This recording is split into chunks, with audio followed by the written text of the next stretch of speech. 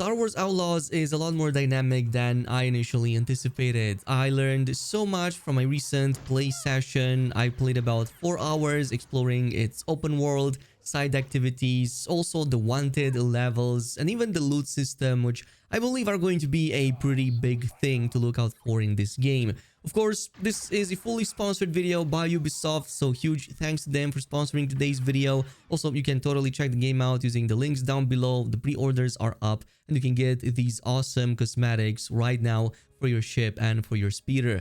That being said, my play session actually started with a full open world tour of Toshara, which is one of the planets. Well, in this case, it's going to be a moon that I got to explore. I'm not exactly sure at which point this is in the game, but it felt rather early as I lacked a number of upgrades.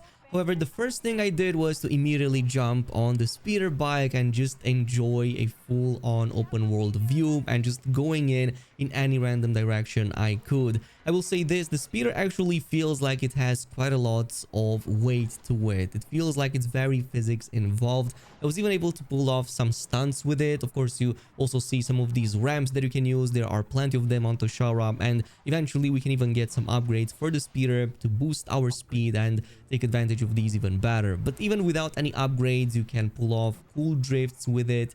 There's definitely a lot of involvement here, and you can definitely crash if you're not being careful, like how I have so many times until it finally clicked. And you probably noticed that we got ambushed by a number of bandits just now. Well, that actually can trigger, and as you may or may not know, if you go too low in terms of reputation or if you go hostile with different enemy syndicates, they will be hunting and gunning for you. So you have to be careful about that, not just the Empire. But yeah, I could also go ahead and dispatch them using that adrenaline rush mode. You can use that both while on the ground as well as while on the speeder. It's actually one of the best ways to take enemies down once you fill up your adrenaline meter. However, since I was causing so much havoc within the first few minutes, I thought that this would be the perfect time to also test the limits of the wanted system. So I stumbled upon this random Empire outpost protected by a number of stormtroopers, and immediately they retaliated the moment I attacked. Obviously, they had better gear and better guns than the previous aforementioned, of course, bandits, but nothing that I couldn't take care of. They seem to be rather decently easy to take down. You can also use the overcharge mechanic of your blaster to dispatch the shields, but you can also have them shot in the head when they peek through them, in case you have a cooldown. However, one thing I wanted to pay attention to is to this building and its inside, because on one of its sides we saw there was a vent entrance, and this led to this room we see protected by the red barrier. So one of the Ubisoft reps told me that this is actually one of the main ways to just erase your wanted system. Basically, you have to infiltrate here and try to activate the computer inside to basically, yeah, just remove that heat off you. Otherwise, it goes on and goes on for a very long time. So much so that by like the 4th or 5th level out of 6, which you can, by the way, see right here on the top left corner of the screen, I was already seeing ATs spawning on the side of the road, and of course a lot of blockades. And by the way, speaking of blockades, they will actually put down some of these, I guess, shield lines that are meant to deter you from using your speeder. So if you bump into them, obviously that's going to just send you crashing, and in this case it took me like 2 health bars. That's actually really huge. And just to show you what happens if you don't erase your heat, I was trying to just head over to my mission destination, to Mirogana City, and I thought I would be in the clear, but no, that was not the case, because in Mirogana at the entrance there's an Empire checkpoint. So because I already had a wanted level, I immediately got arrested by the stormtroopers over there, and I also got arrested by them on the way on a number of occasions. So yeah, definitely something you need to be careful about.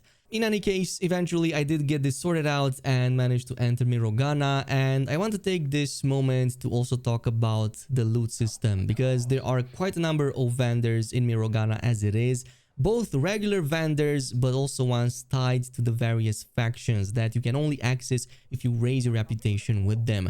So one of the vendors I noticed was this one right here, a regular merchant seller that also had some association to the Pike Syndicate. So in this case, he was both selling regular gear, as we can see at the top. This one did not require any reputation, but there was also a pair of boots here that did require having a good standing with the Pikes, which I did not.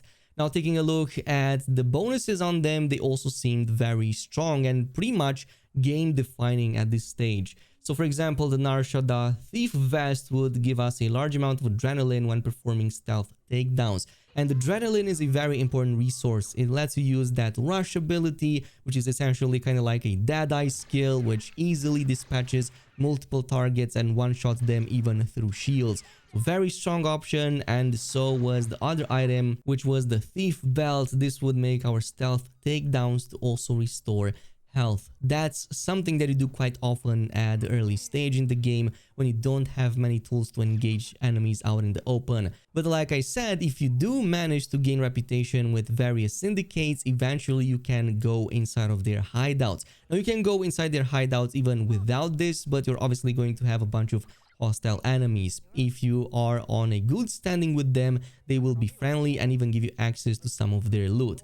So just to show you how much stronger this syndicate specific loot is, we have the Moldur Thief Vest from the Crimson Dawn, which I raised my reputation from a previous quest when I sided with them. So this actually comes in with 3 bonuses and is also part of an item set called the Thief Gear. So this lets us again gain a large amount of adrenaline when performing stealth takedowns, also increases ability to avoid detection by cameras, and if we get all 3 out of 3 pieces from the set, it greatly increases our ability to avoid detection. This seems even stronger than the previous sets, and this is just if you have the chest piece equipped. Some of the others probably give you some other bonuses too. Besides this, you will also usually find some of these secret stash rooms inside all various syndicates where they kind of just put all of their ill-gotten goods, and of course you can go ahead and plunder them. And usually the loot here is much more abundant and better than anything else, but you can still actually get this even if you have a poor or are hostile to various syndicates. Like I said, being in a good standing with a syndicate just lets you enter it a lot easier. You can still go in hostile, take everybody down, and still plunder all of their secret stashes. In this case, I was friendly with the Crimson Dawn, so I found their secret, well, actually a couple of secret rooms, and inside of them, I even found a chest that would require a number of different key cards so that I could access what was probably a very important piece of exclusive item. Now, beyond this, I also want to talk about open world activities. First of all, you will see a lot of other citizens and NPCs, enemy patrols, and even creatures being out in the open world. At least that was the case on Toshara, which is one of the more open spaces I got to play into.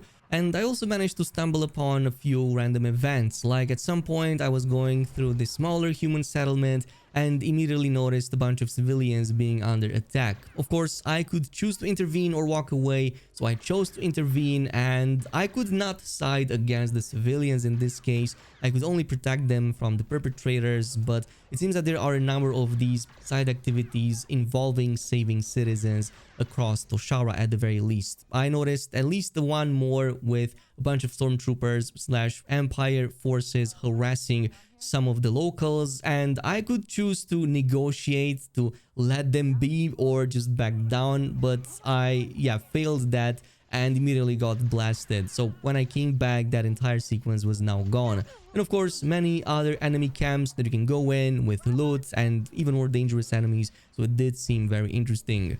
Now, beyond this, there's also treasure hunts. This was something that, again, I stumbled upon randomly as I was making my way in one of the cities, and essentially it was Nyx alerting me of a nearby treasure. So in this sequence, you kind of have to follow Nyx as he's going to lead you through a jumping puzzle where you have to use your, of course, grappling hook and your skills to navigate and open up areas ahead and kind of reach these secluded locations with treasure inside. It seems that there are a few dozen of these in total that I've noticed, but there might be others as well. Now, beyond this, I also went ahead and done one of the missions for the Hutts. Yes, you can actually also side with the Hutt Syndicate. Of course, Jabba the Hutt, you saw him in some of the trailers. Essentially, there was an outpost belonging to the Pikes that I had to infiltrate and retrieve some intel very important to the Hutts. So what I immediately noticed is that this was probably a much higher level area than I was supposed to be in at this stage in the game. The enemies over here were very numerous and very relentless. However, it was not impossible, and eventually I did manage to finish the mission. One thing is for certain, and that is that at this stage in the game, going in guns blazing is not the best idea. As fun as it might be, you can also use some of their weapons once you dispatched a few or maybe stole a few with nicks. But it's not going to be easy. There are many enemies here that are very strong and have a lot of upgrades to take you down. But one of the best ways to actually just finish a mission like this or just infiltrate such outposts is to actually use your companion. There were a lot of these higher up in the chain of command enemies that I could steal various items from, including some of these very important key cards that I could then access the area I had to be in and progress in the mission. And many times this is your play. This is what you have to do. You have to scout out, pay attention, look at the enemies, cause distraction, and when there's a window of opportunity, yeah, just take somebody out of the group in a stealthy way so that nobody else notices you. If you pull that off successfully a few times, then you can reduce their numbers and go in guns blazing, if you will, and take them down. It's a lot more satisfying that way. But the game had a lot of autosaves. It just let me go back from the very beginning, so it was not really a big issue, even if I did fail like 3 or 4 times. Eventually, it was worth it, and we did manage to finish that mission. I did, however, feel that at various points, I could take down more enemies than I thought I could initially. Like, I had about a dozen or so enemies chasing me at one point, and I felt I could still maybe deal with them, especially since my adrenaline was going up very fast, so I could easily dispatch a few of the enemies with my adrenaline rush mode. Again, that can go even better with some of the later stage upgrades that we can get. Anyway, that's pretty much it for now. Totally stay tuned for more Star Wars Outlaws content like this. And I'm also going to give another huge shout out to Ubisoft for sponsoring this video. Again, totally check the game out using the links down below. The pre-orders are up. You get this awesome skin spec. And I'm going to see you guys in the next video.